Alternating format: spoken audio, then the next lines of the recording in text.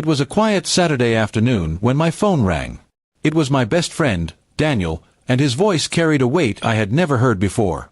He asked if I could meet him in person because there was something important I needed to know. I felt uneasy instantly, but I agreed, not realizing my life was about to change forever. When I arrived at the cafe where he had asked me to come, I noticed he looked pale and troubled. He didn't waste time with small talk. Instead, he leaned forward and told me, in a low voice, that he had seen something I deserved to know. I could feel my stomach tighten as I braced myself. Then the words fell. He had caught my wife with another man.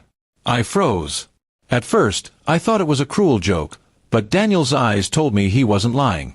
He explained how he had been at a restaurant the night before with colleagues when he spotted my wife at a corner table.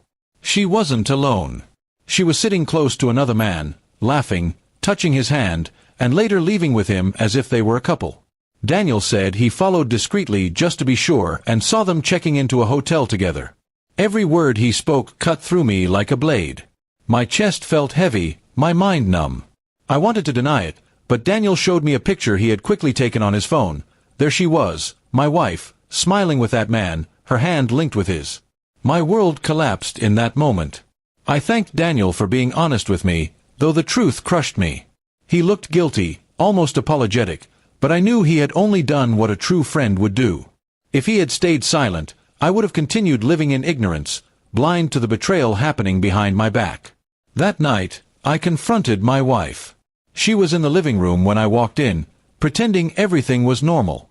I set my phone on the table and showed her the photo Daniel had given me. Her face lost all color. She stammered, trying to form excuses, but the silence between us was already louder than her words.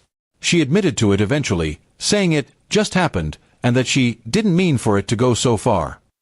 But I had no patience for empty excuses. Trust, once broken, can never be glued back the same way. I told her plainly that she had destroyed the foundation of our marriage with her choices.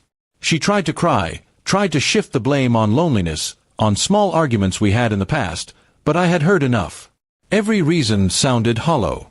If she had problems with me, she should have spoken, not betrayed. Love cannot survive in secrecy and lies. The next few days were some of the hardest of my life. I moved into Daniel's spare room for a while, too angry and heartbroken to even stay under the same roof as her. Daniel was there for me every step of the way, reminding me that I wasn't alone and that I deserved better.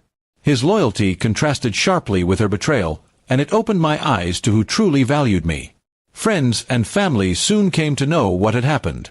Some were shocked, others admitted they had noticed changes in her behavior but never wanted to interfere. It hurt even more to think that signs had been there, and I had been too trusting, too blinded by love to notice. Eventually, I made the decision that had to be made. I filed for divorce. It wasn't easy. Marriage isn't just love, it's years of memories, shared moments, and trust. But when trust is shattered beyond repair, what remains is only pain. I refused to spend my future drowning in suspicion and betrayal. My wife tried to ask for another chance, but my mind was firm. I couldn't look at her without seeing that image Daniel had shown me, her hand in another man's. I didn't shout or curse. I simply told her it was over. Sometimes silence speaks louder than anger. Months have passed since then. The wounds are still healing, but I've learned something valuable. Betrayal doesn't define me. It defines the one who chose to betray. And loyalty, true loyalty, shines brightest in dark times, like Daniel's friendship did for me. Looking back now, I'm grateful my best friend had the courage to tell me the truth. It destroyed my marriage, yes, but it also freed me from a lie. And though I carry scars from that betrayal, I also carry strength, the strength to rebuild my life on honesty, not deception.